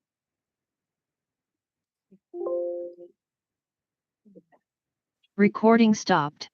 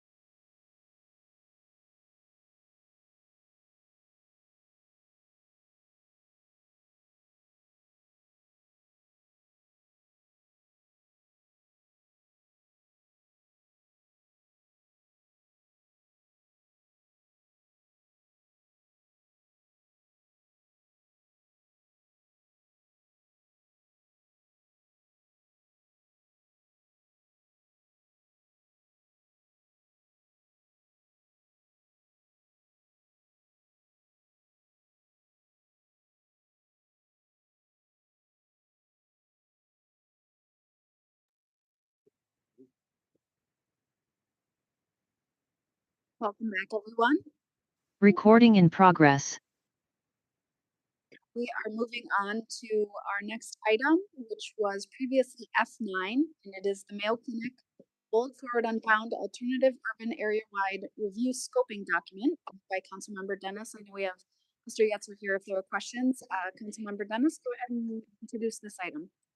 All right, well, thank you. So, yeah, I was going through the consent agenda, like Councilmember Keen says, we have quite a few, 26 consent agenda items. I feel it is wonderful that we try to streamline, make things efficient, but I do not want to sacrifice good government for efficiency. We need to make sure we have discussion and question big expenditures, question big things that are happening in our city. So I know a lot of council has said in the past they are annoyed with me pulling items, and I do not want to annoy anyone. I do think, though, to have transparency is important.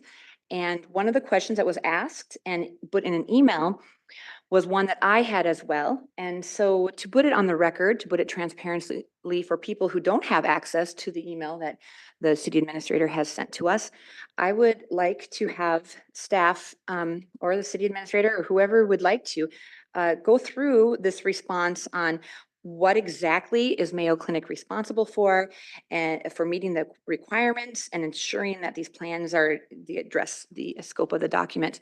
This is an important question.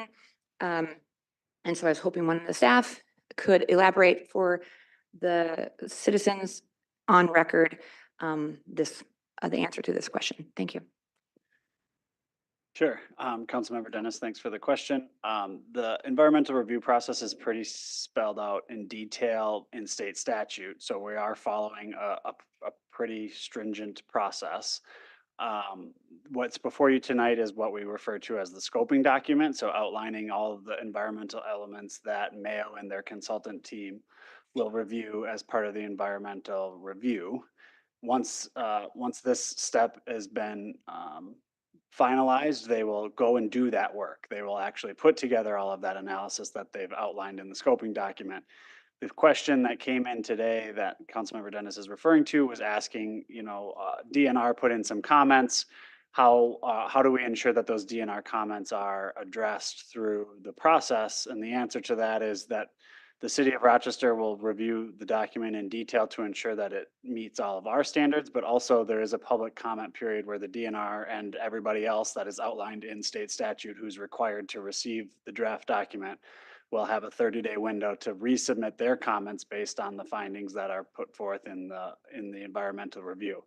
That then will close and come back to you guys for another round of review and seeking your approval. So this is the first of several steps to come. Thank you so much. I just want to make sure that we aren't rubber stamping things and that we are understanding and things are on the record. So I appreciate the clarification. And like always, anyone who has issues, they can definitely, before 6 months, when the city destroys all emails, before 6 months, you can request this email that can be sent to you per data request. So, but thank you very much. That was my only question. Thank you. Councilmember Keen. I want to move to adopt the final order of record of decision of the Mayo Clinic Bold Forward Unbound Alternate Urban Area-Wide Review Scoping Document. Second. Councilmember Keen. No, I think that I guess the key point for the public to know that the city is doing this with Mayo, but it's still Mayo's document to create, and it's still other state organizations like DNR will still review their documents. There's been no transfer of responsibility.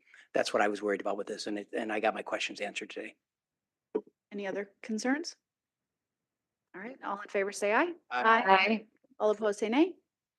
Motion carries. All right, next item also pulled by Councilmember Dennis was previously F14, the Microtransit Operations Pilot Program, and we have Ia Zhang here to speak to any questions. Go ahead, Ms. Dennis. All right. Well, thank you so much. And this is just some more clarification, and I like to do things transparently. So this, I'm just a little bit unsure with what are some of the details, like what are the boundaries when it talks about doing a pilot project, and in southeast? Is it up to northwest by bus? I would just like to have staff kind of elaborate a little bit more about accessibility, about what areas is this pilot project's going to cover, the $250,000.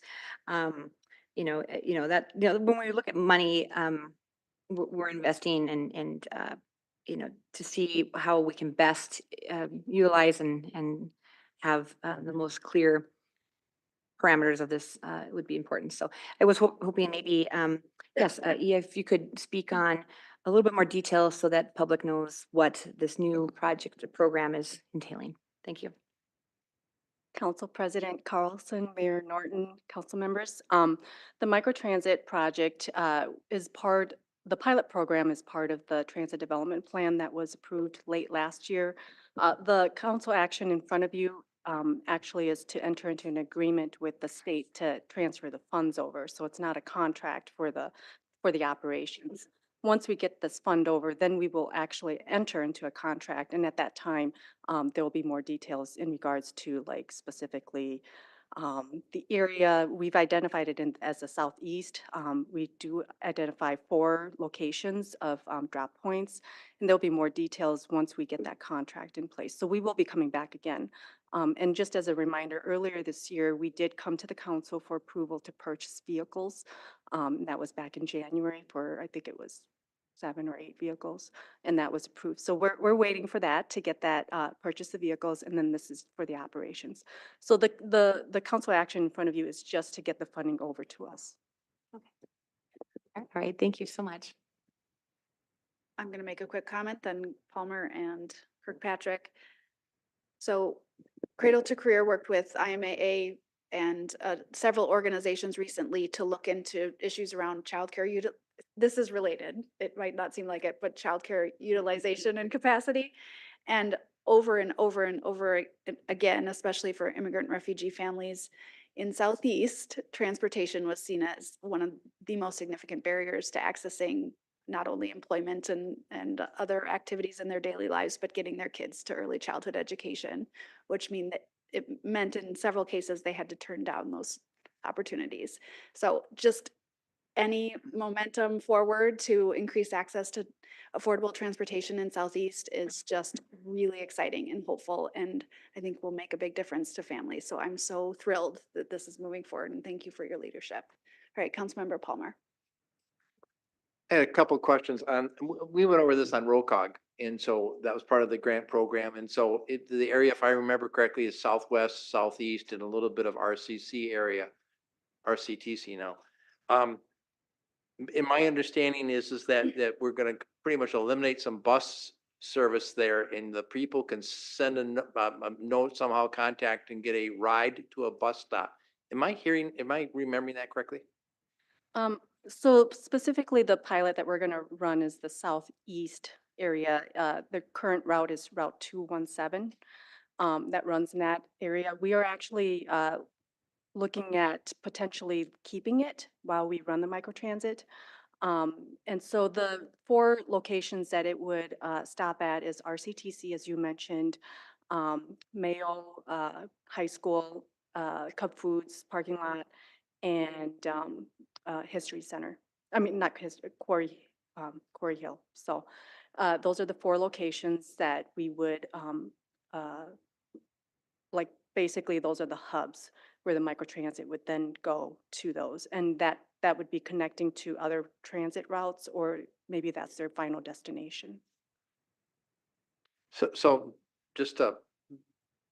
the change is that it's in the southeast area, and if I live in southeast area, I can somehow contact them. They're going to come pick me up and take me to one of those 4 spots. Is that what I'm hearing? Yep.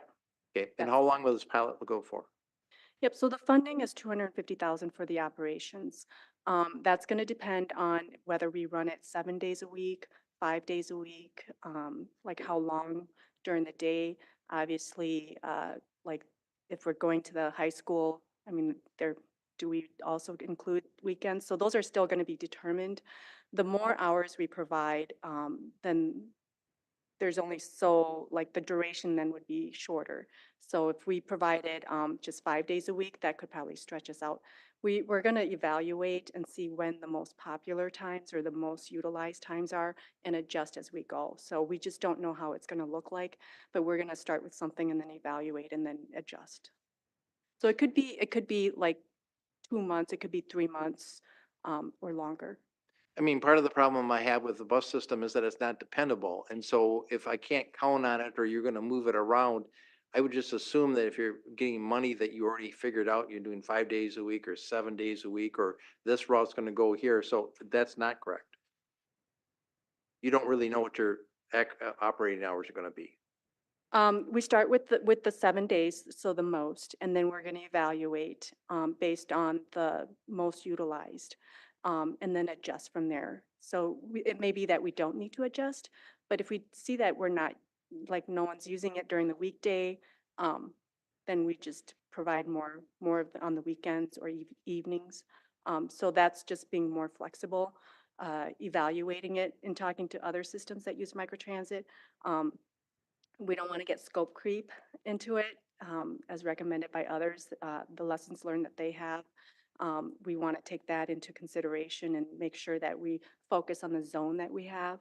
And then if there is another pilot potential in the future, we move it to a different area. Okay, I appreciate doing it. I think it's a great idea and it's great to see that, try that different system. I just wanted to know the facts out there so that everybody kind of has an idea of what we're trying to do and not do. So thank you for your answers. Councilmember Kirkpatrick, your board. Yes, thank you. I'm really looking forward to this. I think these areas that you've chosen are going to be really helpful to a lot of folks. Um, will they be able to leave the southeast area? Will the microtransit be going downtown to connect to other routes? No, so it would connect to the 4 hubs that I mentioned before. Okay, so it's a And then- loop? Yep. And Okay. then you can also do like if you're living within that area, you can go from one area to another within that zone. Got it. So within that loop, you can go to an alternate destination as long as you're in that loop. Correct. That's really awesome. Thank you. And then the Freudian slip of the History Center of Olmsted County. I appreciated that because that was a question I had. We've been discussing that. Are we doing it? Can you fill us in? We'd like an update on that, please, or I would. So different from microtransit, the History Center would be in the second pilot program if we were to have another second opportunity to do that. That is within that zone there. So we have looked at like the funding or the routes to it, different alternatives, the different options. Maybe it's not transit that does it, maybe it's a different kind of program. We've spoken to the History Center, not recently, but we have talked about like potentially like what events would be supported. So that's where we are at this point. So nothing definitive. Through your discussions, you haven't been able to come up with perhaps one day a week in the summer or weekends throughout the year or every Saturday, anything like This is that? veering a little bit off this It- particular it- item. It is, but she brought it up. Oh. Hardly. Maybe a question to finish offline and. No, I'll just say thank you. I appreciate your feedback, LaShawn. All right. We don't have a motion yet, so we should probably get one. I'll move adoption of the resolution authorizing the execution of the grant agreement with the state of Minnesota in the amount of $250,000 for micro transit service pilot project. Second. All right, second. Just so all of us have it. All right, Councilmember Keen, Nothing to add. any other discussion? All in favor, say aye. Aye. All opposed, say nay. Motion carries. All right, moving on, we have one ordinance first reading. Mr. Spindler Craig, go ahead. Thank you, Madam President. Item J1, an ordinance rezoning approximately 1.25 acres of land from R1, mixed single family, to R2, single family small lot, and amending ordinance number 4478, known as the Unified Development Code of the City of Rochester, Minnesota. All right, thank you, Mr. Spindler Craig. Move on to other business. I know Mr. Palmer has some. Go ahead. I just have one and I think it's a great idea, so I'm just gonna bring it up real quick I here. can't wait. Upcoming study session, we're gonna be talking about the 5 lots over there at Homestead Village. That's something that we talked about back on March 5th, 23. And so I'm excited that it's coming back to us. But some more exciting news is that the county has purchased 10 lots and they're putting their 10 lots in a land trust. My understanding is that we're gonna do our 5 lots into a land trust. If you could come back at the next study session with a idea that how can we work with the county and maybe combine ours with theirs and get 15 units at the same time with the same type of builder and bring that back to study session. I don't know if that's agreeable to everybody or it cannot, but I think it'd be just nice to have that when we have that study session. Question? Councilmember Palmer, we were planning to bring back an agreement for those lots. And that was what we were planning to bring at the April 22nd meeting. And that would include recommending that the homes those 5 lots be provided to First Homes and that they then be placed in the community land trust after. Okay, so let's talk about definitions. And that was kind of the recommendation that we had brought previously at the study session, and we were moving forward with that agreement to bring that forward. So we're talking about the land trust for the land. Are we obligated to then transfer them over to First Homes, or can we is First Homes building them, or are we going to have other people build them? First Homes would act as the developer for the homes, and then they would be placed in the land trust. Okay, but since March of last year, things have changed and the county is out there. Is there an opportunities for us to maybe combine it and have the county HRA be the builder of this? Could you look at this? Could we, at the next study session, see if that's a possibility? So then, just for clarification, your next study session is on next Monday, on April 15th. You have the factors influencing the budget. You have the parking study. Your agenda goes out Wednesday. We haven't done any work with the county. So what Ms. Woodward is suggesting is April 22nd, we're planning to come forward with a resolution entering into an agreement with First Homes, which is a voting council meeting. So perhaps the opportunity would be to determine at that time whether you move forward with that or not. I don't think at 7 days from now, we will have had time to work with the county and bring forward a study session item. Okay. Considering we've been working towards this agreement, I'm not sure if the county is planning to do some sort of request for proposals, RFI, what any of their plans are for how they're moving forward with the parcels that they are going to be apparently developing through the HRA. So I'm just, I guess I'm looking for clarification because your next study session is in a week. Okay, so at the study session, you're going to come back to us and you're going to say, we have 5 lots. We don't have this on a study session right now. Okay, it's going to be at the next city council meeting? Correct. Okay, so I'll pull it off the consent agenda and then I'll make a motion to have the county and the city work together on it. I'd like to have some details, but if that's not possible at this time or the next. Well, we would need to have the city council as a whole determine whether we're going to keep moving forward how we have been for the last year and a half, or whether you would like us to make a change, because typically we don't do more than 30 minutes of work unless the common council directs it or there's a council initiated action. So I'm just looking for clarity because we've been working towards this option since I think it's come to the council maybe 3 times. And that's been what we've been working towards. So from the entire, I'm hearing what your request is, and I'm looking for direction from the common council for the staff, what the common council would like us to do. So again, I was aware through notes from City Administrator Zelms that this was going to come up tonight.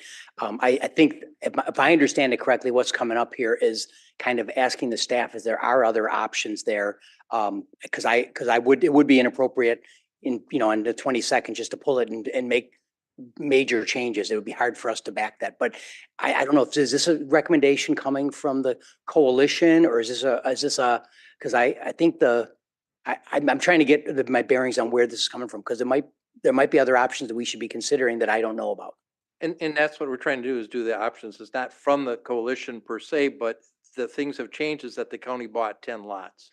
and they are putting them in the land trust. We have 5 lots we're putting in the land trust. Now, who's going to build them would be and I think the HRA might be appropriate. I don't know. Yeah. I'd like to have the city council have those options available when they do that. So Okay. what are the options, just again, helping me understand? So HRA, did you say private developer too, or I thought you had said that in a note?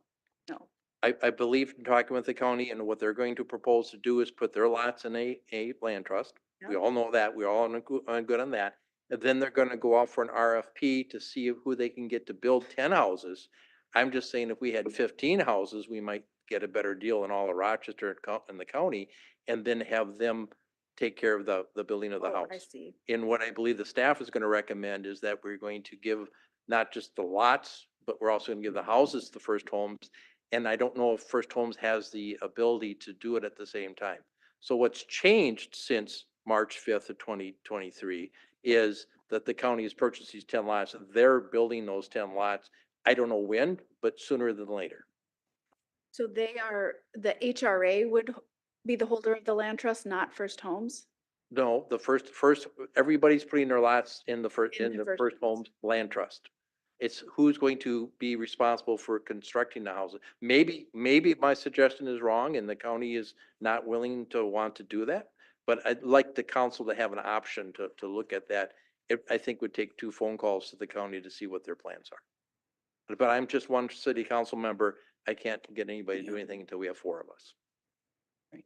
And again, my understanding there, you can talk about who the developers, that's all on the private side, that's all. But right now, I think the key thing is First Homes going to be the general contractor for the houses, or is the HRA? Is that the correct way of thinking of That is correct.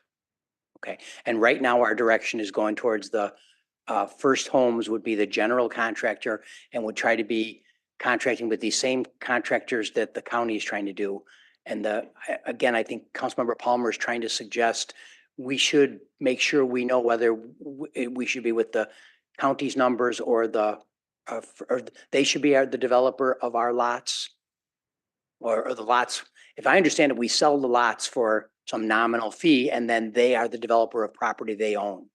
I usually actually suggestion that we sell them to the county and they are the developer of the property we own. No, they're also doing the same thing. They're also putting the land into the land trust. That's a done deal. It seems like you're talking more about like an economy of scale. Correct. Yes. Okay, Give us that But- option. from 10 to 15 houses, I don't know if that makes a big difference, but. It does. I guess from my perspective, I'm, again, like Councilmember Palmer, I'm just one council member, but right now, I'm not, if there's any information that was brought back on the 22nd that said, we're going to put 2 options in front of you, but if the staff feels what they come back with is like, this is the better option, I'll probably be predisposed to go in that way. But if there is some value here, I think it's valid for us to check it out, but I wouldn't think this is like a new direction we're setting from the council. Councilmember Wall. Yeah, I think that I would agree with everybody on the dais and say, everybody wants the best deal possible to be able to use our dollars in the very most best stewardship that we can do. Whether that's Mr. Palmer or some other, I like the idea, yes. And I'll just speak for what I also hear in this is First Homes may have been putting in place the idea of the work that they were going to be building these homes and now we're pulling it from them. So I'd be worried about something like that. But I know that I think you've got the right perspective that they're all going into the land trust. That's the key thing. Correct. It's then who develops the homes and then has them to sell to the general public.